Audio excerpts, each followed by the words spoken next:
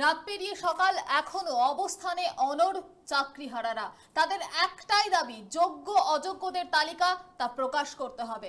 গতকালই তা প্রকাশ করার কথা ছিল, কিন্তু প্রকাশ হয়নি। উল্টে পরিস্থিতি আরো ভয়াবহ উঠেছে। তারা বলছেন ইতিমধ্যে বৃহত্তর আন্দোলনে যাবেন তারা, রাজ্যকে নাড়িয়ে দেওয়ার মতো আন্দোলন করবেন চাকরিহারারা। আর তারই মধ্যে আপনাদের জানিয়ে রাখি, গতকাল রাত থেকে আমরা দেখেছি সকাল থেকেই একদম এসএসসি ভবনের সামনে চাকরিহারারা বসে পড়ে বিক্ষোভ দেখাচ্ছিলেন।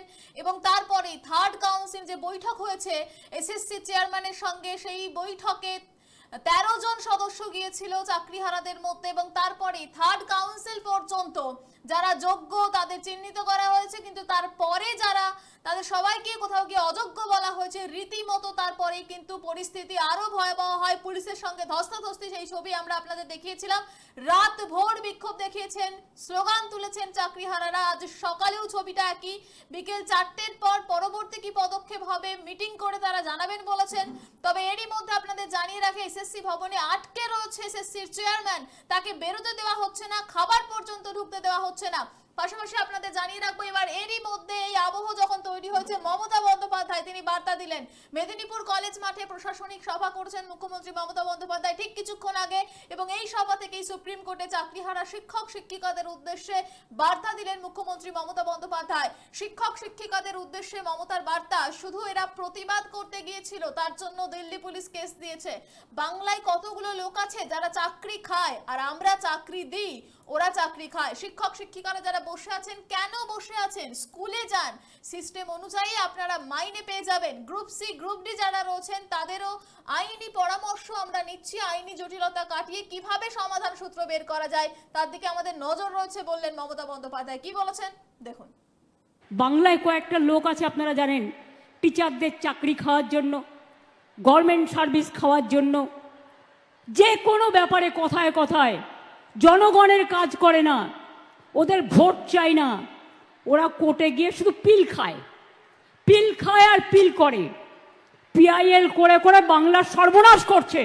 এর জন্য কোর্ট দায়ী নয়, দায়ী যারা যারা মুখে কথা বলে বড় বড়, যারা কোনোদিন কিছু মানুষের জন্য করে না। আমরা চাকরি দেব আর ওরা চাকরি খাবে। আমি পরিষ্কার বলছি, শিক্ষার্থীরা, শিক্ষক শিক্ষিকারা যারা বসে আছেন গতকাল থেকে, কেন বসে আছেন এই গরমের মধ্যে কষ্ট করে? আপনারা স্কুলে যান। আমি তো আপনাদের বলেছি, সুপ্রিম কোর্টে আপনাদের টাকা বন্ধ করে দিয়েছিল, চাকরি বাতিল করে দিয়েছিল, কিন্তু আমরা তো রিভিউ পিটিশন করেছিলাম এবং তাতে তো আমরা বলেছি যে আপনারা মাইনে পাবেন এবং সিস্টেম অনুযায়ী মাইনে আপনাদের কাছে চলে যাবে। এর জন্য কারো প্ররোচনা দেওয়ার দরকার নেই, দাঙ্গা করার দরকার নেই, উত্তেজনা করবার দরকার নেই। আর গ্রুপ সি ডি যেটা বাতিল হয়েছে, আমাদের আইনজীবীদের সাথে পরামর্শ করতে দিন।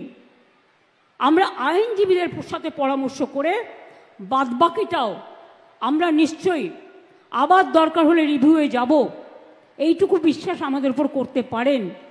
যারা আপনাদের চাকরি খেয়েছে তাদের উপর ভরসা করবেন না, যারা চাকরি ফিরিয়ে দিয়েছে তাদের উপর ভরসা করুন। আর যারা আগামী দিনও ফিরিয়ে দিতে পারে তাদের উপর।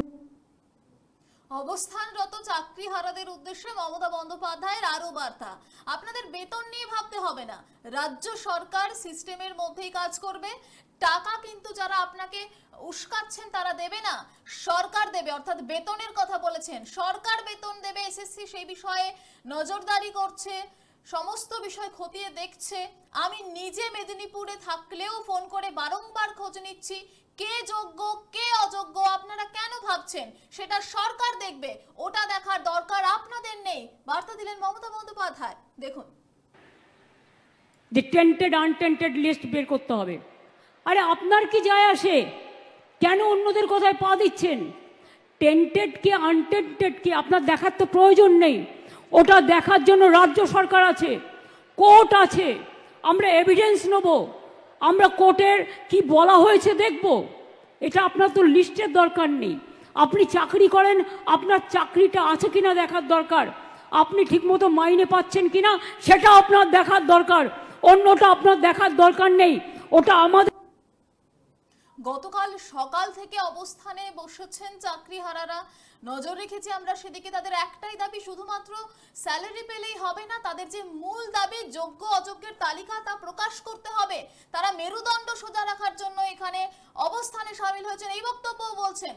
কিছুক্ষণ আগে মমতা বন্দ্যোপাধ্যায় যেমন এই বক্তব্য রেখেছেন, যোগ্য অযোগ্য ভাবার দরকার নেই আপনাদের, আপনারা আপনাদের কাজটা চালিয়ে যান, আমরা স্যালারি দেব, আমরা টাকা দেব। তার পাশাপাশি যারা এই চাকরিগুলো খাচ্ছে বারবার কেস করে হাইকোর্টে এবং সুপ্রিম কোর্টে, তারা কিন্তু আপনাদের চাকরিগুলো দেবে না। মমতা বন্দ্যোপাধ্যায় যখন এই বার্তা দিচ্ছেন, তার সঙ্গে সুর মিলিয়ে একই বক্তব্য শিক্ষামন্ত্রীরও। কিছুক্ষণ আগেই তিনি সাংবাদিক বৈঠক করেন এবং সেখান থেকেই বলেন এমন কিছু করা উচিত নয় যাতে সুপ্রিম কোর্টের নির্দেশ অবমাননা না হয়। এসএসসি অফিসের সামনে বিক্ষোভের মাঝে এমনটাই বললেন শিক্ষামন্ত্রী ব্রাত্য বসু। কি বলেছেন তিনি? বলেছেন যে আগেই বলেছিলাম আমরা যা করব আইনি পরামর্শ নিয়েই করব, সব পদক্ষেপ সেই আইনি পরামর্শ নিয়েই হচ্ছে। তারই মধ্যে কেন আপনারা এই বিক্ষোভ করছেন, কেন অবস্থানে বসছেন, কেন এসএসসি চেয়ারম্যানকে আটকে রেখেছেন, প্রশ্ন তুলেছেন তিনি। দেখুন, কারুর আমরা এবং যেখানে মুখ্যমন্ত্রী বলেছেন আমিও বলছি মুখ্যমন্ত্রীর কথার পুনরাবৃত্তি করে, যে কারুর মাইনের ক্ষেত্রে কোনো সমস্যা যেখানে নেই, তখন সেখানে এই এই এই আন্দোলনের যৌক্তিকতা কি আছে?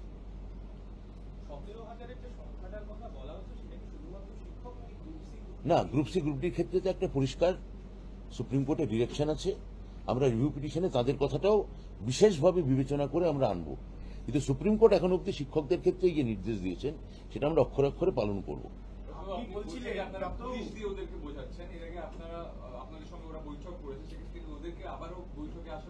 আমি তো আশাবাদী যে ওরা যদি আবার আমাদের সঙ্গে কোনো বৈঠক চান, কিন্তু এই আন্দোলন মানে এই সরকারই কাজ করবে। মধ্যশিক্ষা পর্ষদ তাদের জন্য 31শে ডিসেম্বর পর্যন্ত রিলিফ নিয়ে আসবে, এসএসসি তাদের মাইনে নিশ্চিত করবে, সরকার যাতে তাদের তালিকা করে দেবে, গোটা ডিপার্টমেন্ট যাতে তারা মাইনে পান এবং কাজ করতে কোনো অসুবিধে না হয়, তার একমাত্র তার গ্যারান্টি হয়ে মুখ্যমন্ত্রীর কথায় গোটা শিক্ষা দপ্তর দাঁড়িয়ে থাকবে। আবার আপনারাই আমাদের মধ্যশিক্ষা পর্ষদের অফিস ঘেরাও করবেন, এসএসসি চেয়ারম্যানকে খাবার খেতে দেবেন না, তিনি যাতে কন্টেম্পট অফ কোর্ট হন। আগামীকাল ভাইটাল তার কোর্ট ডেট আছে কলকাতা হাইকোর্ট ডিভিশন বেঞ্চ, তার কাজ করতে দেবেন না। এই দুটো কি করে একসঙ্গে চলবে? একদিকে মমতা বন্দ্যোপাধ্যায়ের এই বার্তা, তারই মাঝে ব্রাত্য বসু শিক্ষামন্ত্রীর এই বার্তা, কিন্তু যারা চাকরি হারা, যারা গতকাল থেকে আজ এখনো পর্যন্ত না খেয়ে না দিয়ে এই গরমের মধ্যে অবস্থানে বসে রয়েছেন, বিক্ষোভ দেখাচ্ছেন, তারা নির্দিষ্ট পরিমাণ খাবার পাচ্ছেন না, সেই অভিযোগ করেছেন। গতকাল আমরা দেখেছিলাম জুনিয়র চিকিৎসক ফ্রন্টও তাদের পাশে দাঁড়িয়েছে। তারা কিন্তু এই কিছুতেই বলছেন তারা ভুলবেন না, ললিপপ দেখিয়ে ভোলানো তাদের আর যাবে না। তারা কিন্তু বৃহত্তর আন্দোলনে যাবেন বলে হুমকি দিচ্ছেন। মাইনে নয়, মেরুদণ্ডের জন্য তারা এখানে বসে আছেন। 24 আওয়ার্স টিভির মুখোমুখি হয়ে বলেছেন চাকরিহারারা। দেখুন, যতক্ষণ কমিশন সঠিকভাবে যোগ্যদের লিস্ট না দেবে, প্রত্যেকের ওএমআর শিটের মিরর কপি হোক, যা কপি আছে সেটা না দেবে, ততক্ষণ আমরা এখানে অবস্থান করব, বসে থাকবো। জল না থাক, খাবার না থাক, কিছু না থাক, গরম, রোদ, জল, ঝড়, বৃষ্টি যাই হোক না কেন, আমরা এখানে বসে থাকবো। চাকরি ফেরত না নিয়ে যোগ্যরা কেউ এখান থেকে ফিরবে না। কিন্তু গতকাল তো 21 তারিখ শিক্ষামন্ত্রী ব্রাত্য বসু বলেছিলেন যে ওএমআর শিটের মিরর ইমেজ প্রকাশ করবেন, সেখানে দাঁড়িয়ে করলেন না, কিভাবে দেখলেন? হ্যাঁ, ওনারা তো বলেছিলেন, সেই জন্য আমরা কাল সকাল থেকে এখানে সবাই বসে আছি। ওনারা কথা দিয়েছিলেন যে 21 তারিখে প্রকাশ করব, কিন্তু হঠাৎ করে একটা উড়ো খবর আসলো যে না, 1 থেকে 3 নম্বর কাউন্সিলিং এ যাদের হয়েছে কেবলমাত্র তারাই বৈধ, যেটা একদমই একটা বাজে কথা। আমি নিজে ফার্স্ট কাউন্সিলিং এর, কিন্তু আমি তবুও বলছি প্রত্যেকটা কাউন্সিলিং এ আমাদের যোগ্য ছেলেমেয়েরা রয়েছে, এবং যারা অযোগ্য তাদেরকে সবটাতেই ঢোকানো হয়েছে, এমন ভাবে ঢোকানো হয়েছে যাতে আলাদা করা না যায়। চাকরিহারারা তারা কিন্তু তাদের অবস্থান থেকে এক চুলও নড়বেন না, একদম স্পষ্টতই তারা হুঁশিয়ারি দিয়েছেন, বরং তারা জানিয়েছেন আরো বৃহত্তর আন্দোলনে তারা সামিল হবেন। তবে আপনাদের জানিয়ে রাখি, গতকাল থেকে আমরা দেখিয়েছিলাম আপনাদের সেই ছবি, পুলিশের সঙ্গে কসবায় আমরা যে ছবি দেখেছিলাম, কোথাও গিয়ে আমরা দেখেছি পুলিশ কিন্তু গতকাল থেকে একদম ঠান্ডা মাথায় পুরো বিষয়টিকে সামাল দিচ্ছে। আমরা দেখেছি ব্যারিকেড ভাঙার চেষ্টা করা হলেও চাকরিহারারা যখন বিক্ষোভ দেখাচ্ছিলেন এসএসসি ভবনের সামনে, তখন কিন্তু পুলিশ খুব একদম কড়া হাতে দমন করেনি। আমরা দেখেছি যে কিভাবে একদম বুঝিয়ে, কোথাও লাঠিচার্জ হয়নি, একটু ধস্তাধস্তির ছবি আমরা দেখতে পেয়েছি। আজও কিন্তু পুলিশের সঙ্গে একটা বাকবিতণ্ডায় জড়িয়ে পড়েন চাকরিহারারা। সেই ছবি আপনাদের দেখাচ্ছে এই মুহূর্তে, দেখুন স্ক্রিনে আপনারা দেখতে পাচ্ছেন।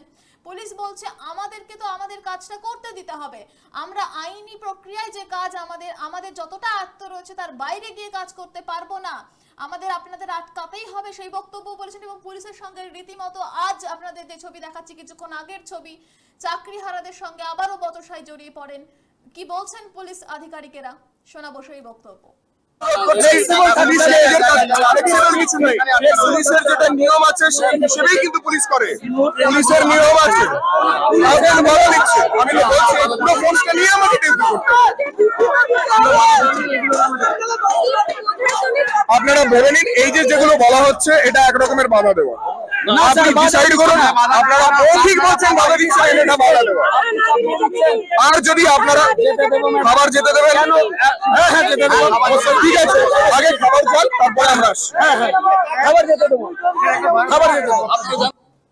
পাশাপাশি আপনাদের জানিয়ে রাখি গতকাল থেকে আমরা কিন্তু দেখেছি যে এই চাকরিহারাদের পাশে দাঁড়িয়েছেন অনেকেই, অনেক সহৃদয় ব্যক্তি তারা পাশে দাঁড়িয়েছেন, খাবার দিয়েছেন, কেউ জল দিয়েছেন, বায়ো টয়লেটের ব্যবস্থা করা হচ্ছে, জুনিয়র চিকিৎসক ফ্রন্টের তরফ থেকেও তাদের পাশে দাঁড়ানো হয়েছে। তবে প্রথম থেকেই কিন্তু চাকরিহারারা জানিয়েছিল যে এই যে আন্দোলন, এই যে বিক্ষোভ তারা দেখাচ্ছেন সেখানে কোনো রাজনৈতিক ব্যক্তিত্বকেই তারা অ্যালাউ করবেন না, কোনো রাজনৈতিক আন্দোলন এটা নয়। তবে তার পরিপ্রেক্ষিতেও আমরা কিন্তু তারপরেও দেখেছি যে বিভিন্ন বিজেপির তরফ থেকে তাদের পাশে থাকার আশ্বাস দেওয়া হচ্ছে। আজ সেই চাকরিহারারা যেখানে অবস্থান বিক্ষোভ করছেন আচার্য সদনে, একদম সেখানে পৌঁছে গিয়েছিলেন বিজেপি নেতা সজল ঘোষ, এবং সেখানে তিনি গতকালকেও জল দিয়েছেন বলে দাবি করেন, আজও দিয়েছেন সজল ঘোষ। একদম সেখান থেকে দাঁড়িয়েই 24 আওয়ার্স টিভির মুখোমুখি হয়ে রাজ্য সরকারের বিরুদ্ধে ক্ষোভ উগড়ে দিলেন আরো একবার। দেখুন, নোটিফিকেশন আপনি করেছেন, ফিজ আপনি পরীক্ষার ফিজ আপনি জমা নিয়েছেন, অ্যাডমিট কার্ড আপনি দিয়েছেন, ওএমআর সিট আপনি দিয়েছেন, ওএমআর কে আপনি গায়েব করেছেন, লিস্ট আপনি বার করেছেন, চাকরি আপনি দিয়েছেন, মাইনে আপনি দিয়েছেন, খেলো অন্য লোকে।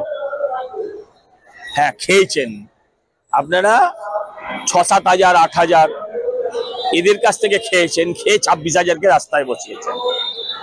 ব্রাত্য বসু বলছেন যে রিভিউ পিটিশন হবে, কিন্তু তার আগে আপনারা এমন কিছু করবেন যে রিভিউ। তাহলে আগের দিন বললেন কেন করে দেবো? কদিনের মধ্যে সময় কিনেছিলেন। আসলে ওনাদের ব্যাপার হচ্ছে 26 হাজারকে ঢাকতে, কখনো রায়টকে ঢাকতে, আবার করবো না বলে দেওয়া। এটা হচ্ছে টেকনিক, 1 by 1 র্যান্ডম প্রসেস। কখনো রায়ট, কখনো 26 হাজার, কখনো রায়ট, কখনো 26 হাজার, এই তো চলছে।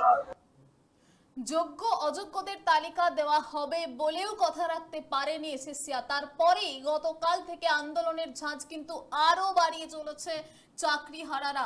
আপনাদের জানিয়ে রাখেছি গতকাল থেকে কিন্তু যে ছবি আপনাদের দেখাচ্ছি, রীতিমতো পুলিশের সঙ্গে ধস্তাধস্তি, এবং চাকরিহারারা বলছেন মাইনে নয় মেরুদণ্ডের জন্য তারা বসে আছেন। মমতা বন্দ্যোপাধ্যায়ের বার্তার পরেও কিন্তু তারা এক চুল জায়গা ছাড়তে নারাজ।